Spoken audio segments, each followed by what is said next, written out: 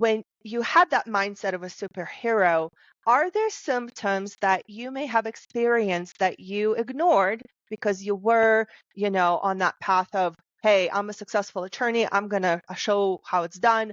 I'm going to make this happen. Is there anything that you ignored? Like, for instance, did you lose sleep early on? Did you start over caffeinating yourself during the day? Like, what cycle do you recognize that you may have ignored when those symptoms started to show up physically and cognitively for you before you literally fell on your face on the marble floor?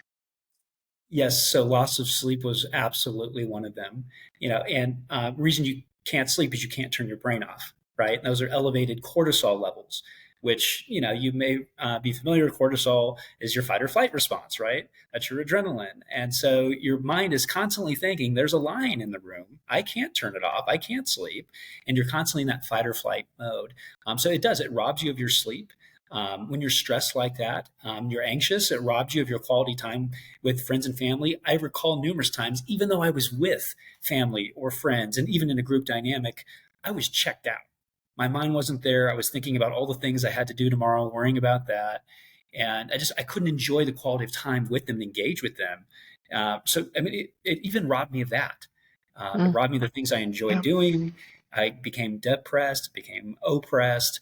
And yeah, so those were all the physiological symptoms. You could just feel the stress. You could feel the adrenals just constantly released. You could feel the heart racing, the lack of sleep, all those things. Sure, I could feel those, but over time, my brain just kind of created a new baseline, a new normal, Mm, new homeostasis, and just said, okay, well, I guess this is it. This is life now. This is what it's like to be an attorney, you know.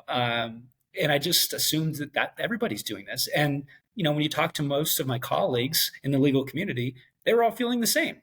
So I just assumed that this is how it is, right? Especially if you're a mhm, civil litigator. If you're in civil litigation, it's a kind of a different practice. It's very reactive. It can be very intense, high stress typically, high stakes typically. And most of my colleagues are all civil litigators, right? So you talk to most of them, and that's life for most of them. So you just realize, okay, I guess this is it. This is what it is.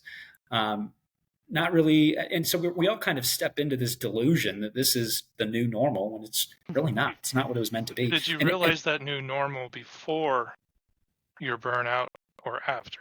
Because I think that's the issue is people don't realize that as you get further into long-term stress and further into burnout, that new normal, because we've talked about it in other episodes and it's in our book as well, that new normal just keeps going down until you don't have any ability, your brain doesn't have any ability to recover.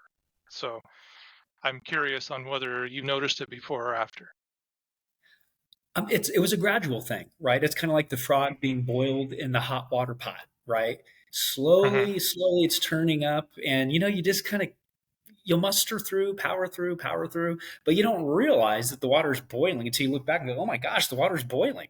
You know, I don't think I really realized it was a sudden creep, and I think that's why it's so destructive. Is it's not that stark. If I realized it was boiling, I would have jumped out, right?